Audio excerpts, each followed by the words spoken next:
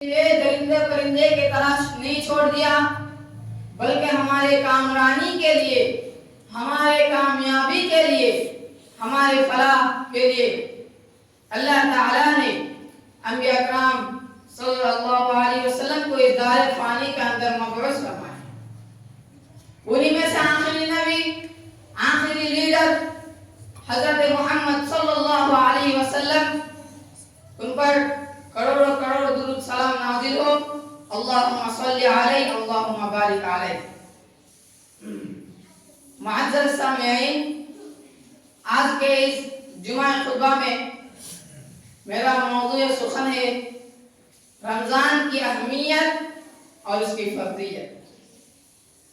سامعین حضرات، پہلے ہم جانتے ہیں کہ رمضان کی لغوی اور اصطلاحی تعریف کیا ہے۔ رمضان کی لغوی تعریف ہے رک جانا، یعنی معاصی اور گناہوں سے رک جانا، فحش نفسانی خواہشات سے اللہ تعالیٰ جن باتوں سے ناراض ہوتا ہے ان باتوں سے رک جانا۔ اور اصطلاحی تعریف ہے اللہ تعالیٰ کا حکم مانتے ہوئے مسلمان مرد یا عورت صبح صادق سے لے کر غروب آفتاب تک کھانے پینے اور جماع سے رک جائے، اسی کو صیام کہتے ہیں۔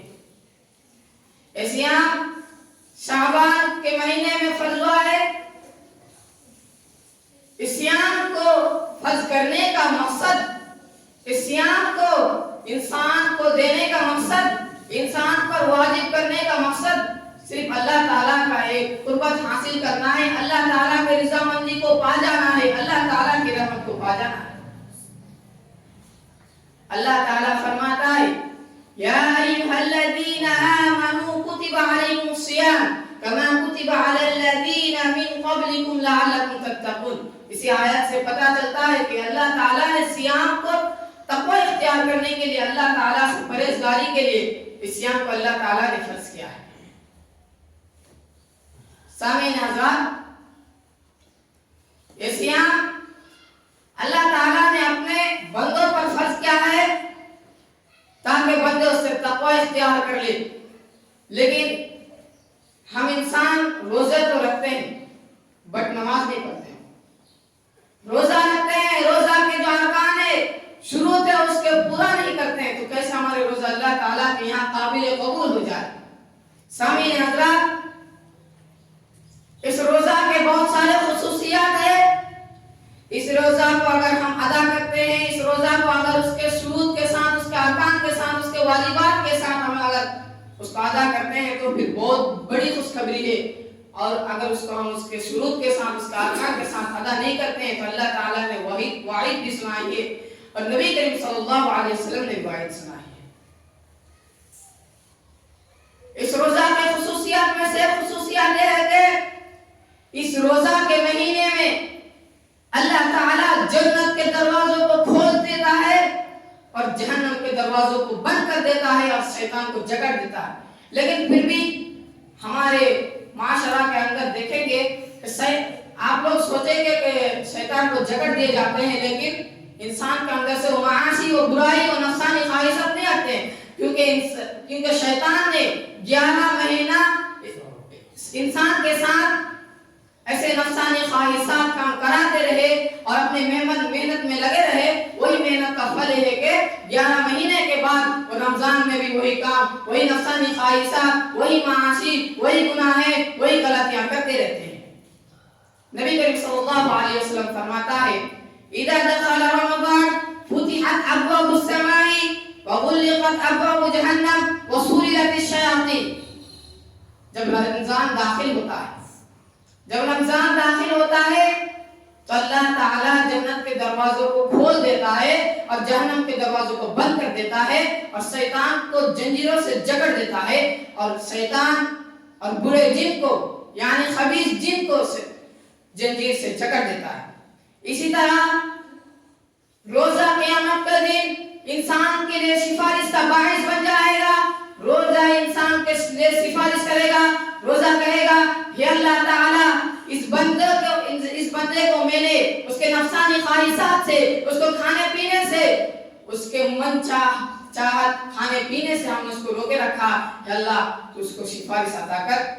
دلیل ہے نبی کریم صلی اللہ علیہ وسلم فرماتا ہے، حضرت عبداللہ ابن عمر سے مروی ہے، قال سیام کہے گا، اور قرآن قیامت کے روز لوگوں کے لیے سفارش کرے گا، سیام کہے گا، یقول سیام اے ربی منعته الطعام والشهوة وشفعني فيه، سیام کہے گا اے اللہ میں نے اس بندے کو اس کے نفسانی خواہشات سے اور اس کو کھانے پینے سے میں نے روکے رکھا، اے اللہ تو اس کو سفارش عطا کر۔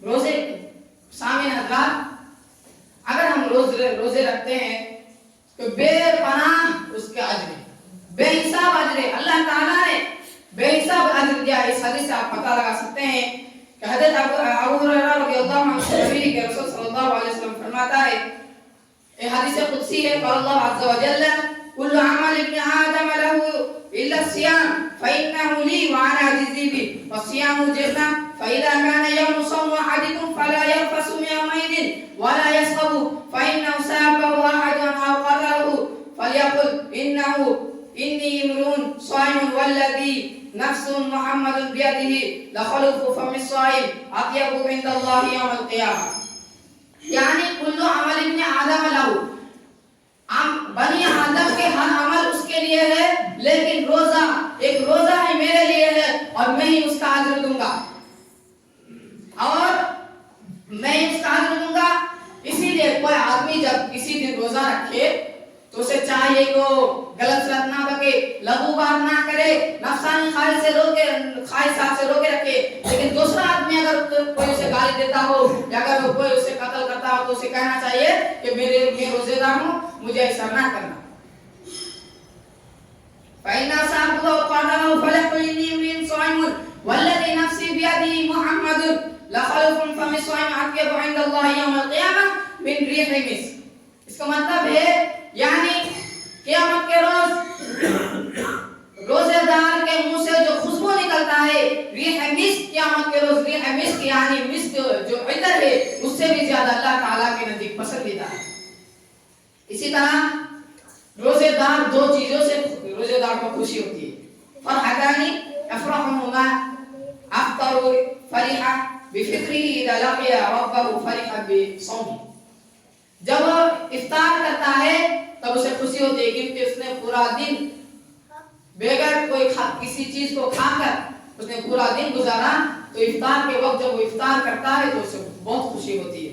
اسی طرح جب وہ اپنے روزہ کو لے کر محشر کے میدان میں جب اللہ تعالیٰ کے پاس حاضر ہوگا، جب اللہ تعالیٰ اس کا حساب لے گا اور صوم یعنی روزے کا جب بدلہ اللہ تعالیٰ اسے دے گا تو اپنے روزے سے بہت خوش ہوگا۔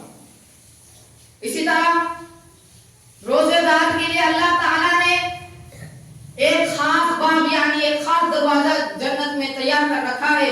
نبی صلی اللہ علیہ وسلم فرماتا ہے ان الجنت بابا یقال له ریان، جنت میں ایک دروازہ ہے، ایک گیٹ ہے جس کو صرف جنتیوں کے لیے، یعنی کون سے جنتی جو روزے رکھتے تھے جو زیادہ روزے پر فوکس کرتے تھے، اس کے لیے اللہ تعالیٰ نے ایک گیٹ تیار کیا ہے، اس کا نام ہے ریان، جس میں سے روزے دار کے علاوہ کوئی داخل نہیں ہوں گے۔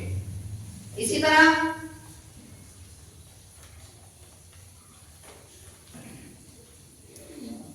روزے دار کے لیے روزے دار کے وقت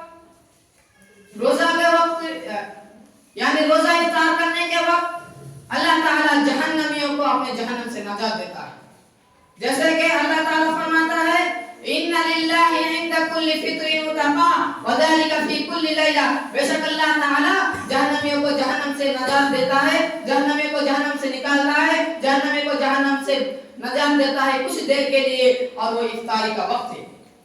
رمضان کی برکتوں سے محروم رہنے والے بہت بد نصیب ہے، کیونکہ نبی صلی اللہ علیہ وسلم فرماتا ہے عن انس بن مالک رضی اللہ عنہ قال دخل رمضان فقال رسول الله صلى الله عليه وسلم ان هذا الشهر قد حضركم في ليلة خير من 1000 شهر من حرمها فقد حرم الخير كله ولا يحرم خيرها الا محروم۔ بے شک تمہارے پاس ایک مہینہ ہے بے شک تم ایک مہینے میں گھس چکے ہو جس کا نام رمضان ہے، جس کے اندر ایک رات ہے جو 1000 مہینوں سے بہتر ہے، جس نے اس مہینے میں برکتوں سے، اللہ تعالیٰ کی رحمتوں سے، اللہ تعالیٰ کی مغفرت سے، اللہ تعالیٰ کی مہربانیوں سے محروم رکھ دیا، گویا کہ وہ سارے خیر سے، سارے بھلائی اور برائی، سارے چیزوں سے وہ محروم رہ گیا۔ اسی طرح رمضان پانے کے باوجود جو شخص اللہ تعالیٰ کی مغفرت حاصل نہیں کرتے، یعنی رمضان پایا، اللہ تعالیٰ کی عبادت نہیں کیا، اللہ تعالیٰ سے معافی طلب ہی نہیں کیا، رمضان پایا پورے 11 مہینے بہت گناہ کیے، لیکن رمضان پایا پھر بھی اس میں بھی اپنے گناہوں کو معافی طلب ہی نہیں کیا، اللہ تعالیٰ سے گڑ گڑایا نہیں، اس کے لیے نبی صلی اللہ علیہ وسلم فرماتا ہے، قال رسول اللہ صلی اللہ علیہ وسلم، رسول صلی اللہ علیہ وسلم نے صحابہ سے کہا، احضروا المنبر، تم لوگ منبر کے پاس چلے جاؤ، منبر کے پاس حاضر ہو جاؤ، فحضرنا، تو ہم نے حاضر ہو گیا، فلما ارتقى درجة، جب آپ ایک درجہ چڑھ لیے تب کہنے لگے، قال آمین، تو کہا آمین، فلما ارتقى درجة الثانية، جب دوسرے سیڑھی پر چڑھے تب کہا، پھر دوبارہ کہا آمین، فلما ارتقى درجة الثالثة، جب تیسری سیڑھی پر چڑھے پھر کہا آمین، فلما نزل قلنا یا رسول اللہ، جب آپ اترے، جب آپ خطبہ دے کے اترے تو ہم نے کہا، کیوں یا رسول اللہ، ہم نے آپ سے کبھی ایسا نہیں سنا تھا، آپ بار بار آمین کیوں کہہ رہے تھے؟ تو نبی صلی اللہ علیہ وسلم نے فرمایا کہ میرے پاس جبریل علیہ السلام آیا، فقال، اور کہنے لگا، میرے پاس جبریل علیہ السلام آیا اور کہنے لگا، بعد من ادرک رمضان فلم یغفر له قلت آمین، اس شخص کے لیے ہلاکتی ہو جس نے رمضان کو پایا اور اپنے گناہوں کی مغفرت نہیں کی، جس نے رمضان کو پایا اور اپنے گناہوں کی بخشش طلب ہی نہیں کی، جس نے رمضان کو پایا اور اللہ تعالیٰ کی قربت حاصل نہیں کر پائی، اس شخص کے لیے بربادی ہے، اس شخص کے لیے ہلاکتی ہے۔ تو میں نے کہا آمین۔ پھر دوبارہ جب دوسرے سیڑھی پر جب میں آمین کہا تو جبرائیل علیہ السلام نے کہا، قال بعد ذکرت عنده لم يصلي عليكم، جس شخص کا ذکر آپ کے سامنے کیا جائے، یعنی محمد صلی اللہ علیہ وسلم کہا جائے اور صلی اللہ علیہ وسلم نہ کہے، آپ پر درود نہ بھیجے، اس شخص کے لیے ہلاکتی ہو، اس شخص کے لیے بربادی ہو۔ تیسری مرتبہ جب آپ آمین کہے تو جبرائیل علیہ السلام نے کہا، بعد من ادرک ابویہ الکبر عند احدهما فلم يدخلوا الجنة قلت آمین، بعد اس شخص کے لیے ہلاکتی ہو، اس شخص کے لیے بربادی ہو جس نے اپنے بڑھاپے پہ اپنے ماں باپ کو پایا یا پھر ماں باپ میں سے کسی ایک کو پایا بڑھاپے میں اور اس نے اس کا خدمت نہیں کیا، پھر جنت کو حاصل نہیں کیا، تو اس شخص کے لیے ہلاکتی اور بربادی ہو۔ تو آپ صلی اللہ علیہ وسلم نے کہا آمین۔ اسی طرح سامعین حضرات، روزے تو ہم سب رکھتے ہیں، کوئی دکھاوے کے لیے رکھتے ہیں، کوئی اللہ کے لیے، کوئی اللہ کے اجر و ثواب کے لیے رکھتے ہیں، لیکن اکثر لوگ آج معاشرے میں دکھاوے کے لیے رکھتے ہیں۔ ایک معاملہ ہے یہاں پہ کہ اکثر لوگ ایسے رکھتے ہیں کہ بغل والے، پڑوسی والے روزے رکھتے ہیں، اگر ہم نہ رکھیں تو کیا رکھیں گے؟ دیکھیے نبی کریم صلی اللہ علیہ وسلم فرماتا ہے، انما الاعمال بالنیات وانما لكل امرئ ما نوى فمن كانت هجرته الى الله ورسوله فهجرته الى الله ورسوله ومن كانت هجرته الى دنيا يصيبها او الى امرأة ينكحها فهجرته الى ما هاجر اليه، یعنی تمام اعمالوں کا دار و مدار نیتوں پر ہے۔ جس نے دنیا کے لیے ہجرت کرتا ہے، دنیا کو پانے کے لیے، شادی کرنے کے لیے وغیرہ چیزوں میں اپنے لاکھ کے لیے، اپنے فائدہ کے لیے، اپنے متاع کے لیے جو ہجرت کرتا ہے وہ ہجرت اسی کے لیے، یعنی وہ اپنے فائدہ ہی پائے گا۔ لیکن جس نے جو اللہ اور اس کے رسول کے لیے ہجرت کرتا ہے، اللہ اور اس کے رسول کے رضا مندی کے لیے کوئی کام کرتا ہے تو اس میں اس کے لیے اجر ہے۔ پھر بھی جو شخص روزہ بھی اور نماز بھی دکھاوے کے لیے پڑھتا ہے، یعنی روزہ رکھیں گے تو مجھے لوگ روزہ دار کہیں گے اور نماز پڑھیں گے تو مجھے لوگ مصلی کہیں گے، بالکل غلط ہے۔ جو شخص دکھاوے کے لیے روزہ ہے یا روزہ رکھتا ہے یا پھر نماز پڑھتا ہے وہ سارا شرک کرتا ہے۔ اس حدیث میں نبی صلی اللہ علیہ وسلم فرماتا ہے، عن شداد بن اوس قال سمعت رسول اللہ صلی اللہ علیہ وسلم يقول من صلى يرى فقد اشرك وصام يرى فقد اشرك وتصدق يرى فقد اشرك، جس نے دکھاوے کے لیے نماز پڑھا اس نے بھی شرک کیا، جس نے دکھاوے کے لیے روزہ رکھا اس نے بھی شرک کیا، جس نے دکھاوے کے لیے صدقہ دیا اس نے بھی شرک کیا۔ دکھاوے کے لیے صدقہ کیسے دیتے ہیں؟ جلسے وغیرہ میں کوئی 10,000 دیتے ہیں، کوئی 20,000 دیتے ہیں تاکہ لوگ بولے واہ واہ اس آدمی نے کتنا زیادہ۔ اور دکھاوے کے لیے نماز کیسے پڑھتے ہیں؟ آپ نماز پڑھ رہے ہیں لیکن آپ کے بازو میں کوئی نہیں ہے، آپ بنداس نماز پڑھ رہے ہیں، لیکن اسی وقت کوئی آ جاتے ہیں، کوئی اونچے مقام والے آ جاتے ہیں، آپ کے ابو آ جاتے ہیں، بھائی آ جاتے ہیں، اس وقت آپ نماز کو زیادہ خشوع خضوع دکھانے کی کوشش کرتے ہیں، یہ بالکل شرک ہے۔ اور نبی کریم صلی اللہ علیہ وسلم اپنے صحابہ سے ہر وقت ہمیشہ کہتے تھے کہ میں تم لوگوں سے اس چیز سے زیادہ ڈرتا ہوں کہ تم لوگوں کو کوئی بھی چیز، کوئی بھی عمل شرک میں ڈال دے۔ یہ بہت معمولی سی چیز نہیں ہے، بہت عظیم اور غریب چیز ہے۔ کیوں؟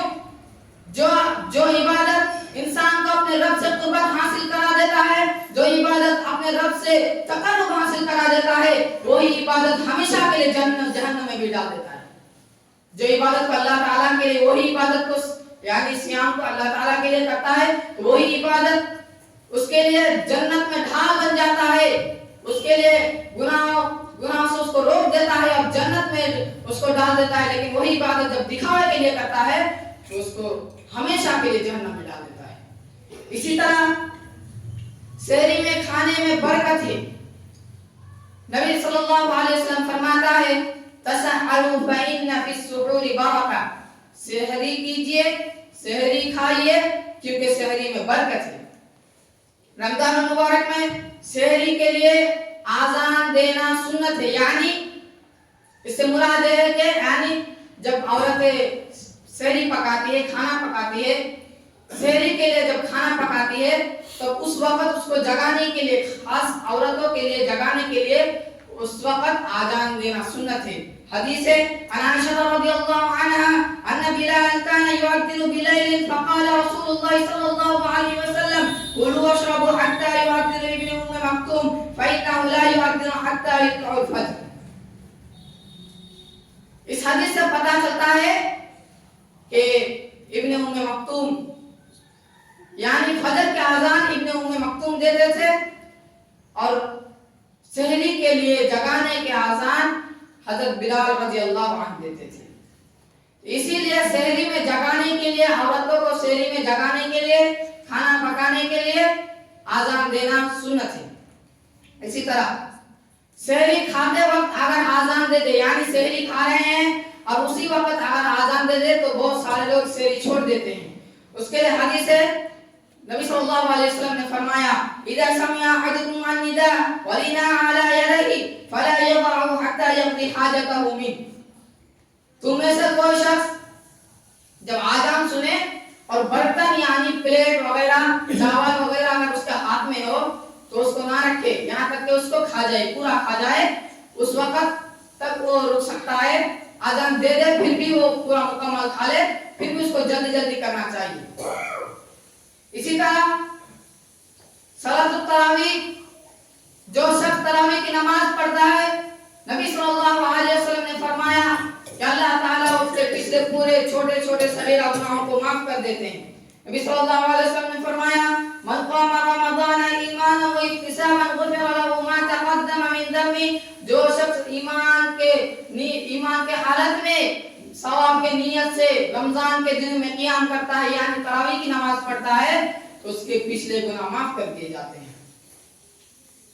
اسی طرح وتر کی نماز 5 رکعت، 3 رکعت، 1 رکعت جائز ہے، تینوں جائز ہے۔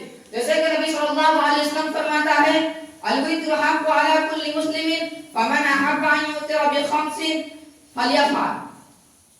وتر ہر مسلمان کا حق ہے، یعنی ہر مسلمان کو چاہیے کہ وہ وتر پڑھے، لیکن جو شخص 5 رکعت پڑھنا چاہیے کہ وہ 5 رکعت پڑھے۔ ومن احب ان یوتر بثلاث، اور جو شخص 3 رکعت وتر پڑھنا چاہیے کہ وہ 3 رکعت پڑھے۔ ومن احب ان یوتر بواحدۃ فلیفعل، اور جو شخص 1 رکعت وتر پڑھنا چاہیے وہ بھی جائز ہے، چاہے کہ وہ اس کو پڑھے۔ روزہ کے وقت رمضان کی برکتوں سے محروم رہنے والے نصیب والا بدنصیب ہے۔ جیسے کہ نبی صلی اللہ علیہ وسلم فرماتا ہے عن انس بن مالک رضی اللہ عنہ قال دخل رمضان فقال رسول الله صلى الله عليه وسلم ان هذا الشهر قد حضركم فيه ليلة خير من ألف شهر من حرمها فقد حرم الخير كله ولا يحرم خيرها الا محروم. جو شخص جنت کو پا کر اللہ تعالیٰ کے خیر کو حاصل نہ کر پاتا ہے تو نبی صلی اللہ علیہ وسلم نے کہا کہ وہ دنیا کے کوئی بھی خیر کو کوئی بھی نیکی کو حاصل نہیں کر پائے. اسی طرح بھوک اگر لگی ہے اور بھول چوک سے آپ کھا لیتے ہیں یعنی خود سے نہیں بھول چوک سے کھا لیتے ہیں تو نبی صلی اللہ علیہ وسلم نے فرمایا من نسی وهو صائم فاكل او شرب فليصم فانما اطعمه الله وسقاه. جس شخص نے بھول چوک سے کھا لیا چاہیے کہ اپنے روزہ کو مکمل کرے یعنی بھول چوک سے کھایا ہے تو اس کو روزہ چھوڑنے کی ضرورت نہیں ہے اور روزہ کو مکمل کر لے کیونکہ اللہ تعالیٰ نے اس کو کھلایا اور پلایا ہے. اسی طرح مزی خارج ہونے یا احترام ہونے سے روزہ ٹوٹ جاتا ہے یعنی مزی اگر خارج ہو جائے یا احترام ہو جائے روزے کے حالت میں تو اس سے روزہ ٹوٹ جاتا ہے. اسی طرح روزے کے حالت میں اگر جمع کر لے تو اس سے بھی روزہ ٹوٹ جاتا ہے اور اس میں کفارہ ادا کرنا پڑے گا. قال عباس وإكرمة رضی اللہ عنہ الصوم مما يدخل وليس مما يخرج. روزہ کس کو کہتے ہیں اس میں بھی ایک تعریف دیا ہے کہ روزہ اس سے نہیں ہوتا ہے کہ کوئی چیز انسان کے اندر داخل ہو یا پھر کوئی چیز انسان کے اندر سے نکلے اس سے روزہ باطل ہو جاتا ہے. روزہ کی حالت میں جھوٹ بولنا گالی بولنا یا پھر لغو بات کرنا جائز نہیں ہے جیسے کہ نبی کریم صلی اللہ علیہ وسلم فرماتا ہے لیس الصيام من الاكل والشرب انما الصيام من اللغو والرفث.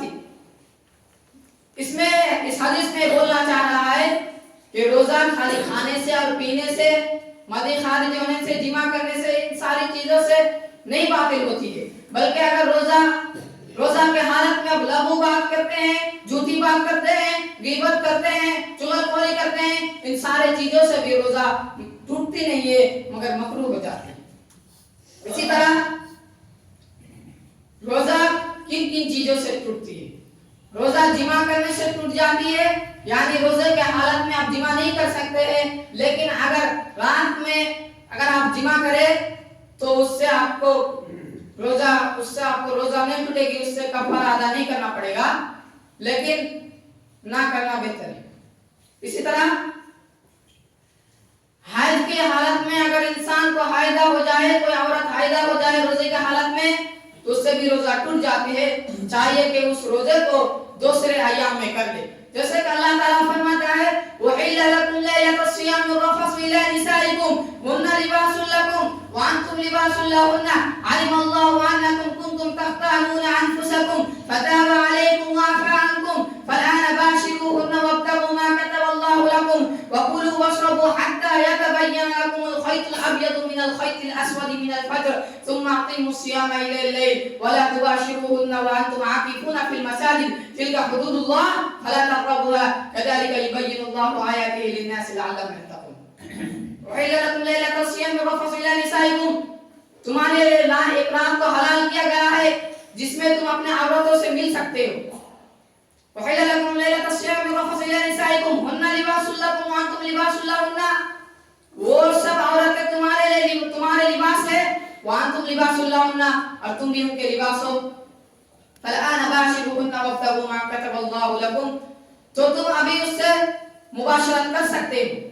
وَابْتَغُوا مَا كَتَبَ اللَّهُ لَكُمْ وَكُلُوا وَاشْرَبُوا اور تم کھاؤ اور پیو حَتَّىٰ يَتَبَيَّنَ لَكُمُ الْخَيْطُ الْأَبْيَضُ مِنَ الْخَيْطِ الْأَسْوَدِ مِنَ الْفَجْرِ یہاں تک کہ فجر سے سفید دھاگا سے کالا دھاگا ظاہر نہ ہو جائے یعنی غلس کے وقت ظاہر نہ ہو جائے. من الخيط الابيض من الخيط الاسود من الفجر ثم اقيموا الصيام الى الليل.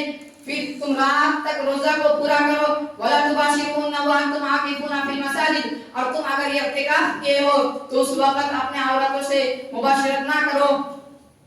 تلك حدود الله فلا تقربوها والله تعالی کی حدیں ہیں فلا تقربوها تم اس کو قریب مت جاؤ. كذلك يبين الله آياته للناس لعلهم يتقون. والله تعالی نے اس کو ظاہر کر کے بول دیا ہے لوگوں کے لیے تاکہ لوگ تقوی اختیار کر لیں. اسی طرح مریضوں کے لیے یا پھر مسافر کے لیے روزہ قضا کرنا چاہیے. جیسے کہ اللہ تعالیٰ فرماتا ہے شہر رمضان الذي انزل فيه القرآن هدى للناس وبينات من الهدى والفرقان فمن شهد منكم الشهر فليصم ومن كان مريضا او على سفر فعدة من ايام اخر يريد الله بكم اليسر ولا يريد بكم العسر ولتكملوا العدة ولتكبروا الله على ما هداكم ولعلكم تشكرون. شهر رمضان الذي انزل فيه القرآن هدى للناس. رمضان وہ مہینہ ہے جس میں اللہ تعالیٰ نے قرآن کو نازل فرمایا ہدى للناس لوگوں کی ہدایت کے لیے.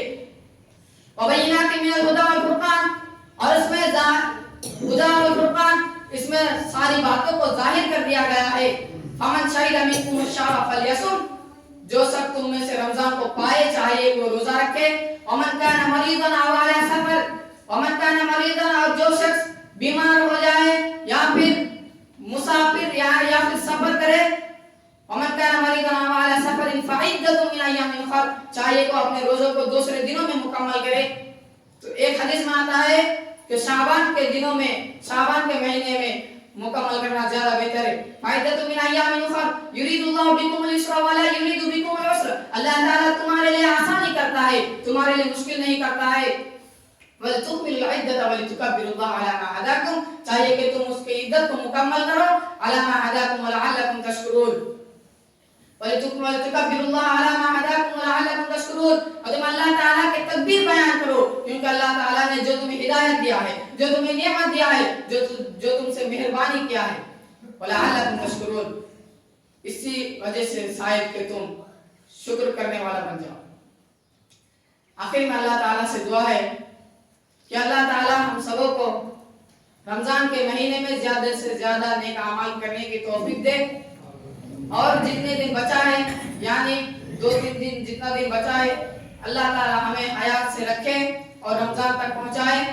اس لیے ہم سبوں کو چاہیے کہ ہم یہ دعا پڑھتے رہے اللہم بلغنا رمضان اللہم بلغنا رمضان اللہم بلغنا رمضان. چاہیے کہ ہم سبوں کو چاہیے کہ ہم یہ دعا پڑھتے رہے.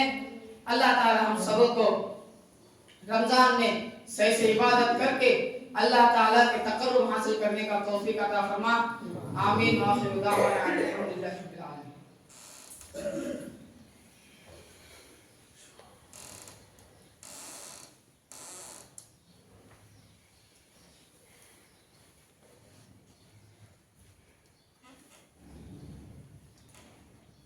الحمدللہ رب العالمین والصلاة والسلام على رسوله الكريم اما بعد اعوذ باللہ من الشیطان الرجیم بسم اللہ الرحمن الرحیم قل هو اللہ احد اللہ الصمد لم یلد ولم یولد ولم یکن له کفوا احد. اللهم صل على محمد وعلى آل محمد كما صليت على إبراهيم وعلى آل إبراهيم إنك حميد مجيد.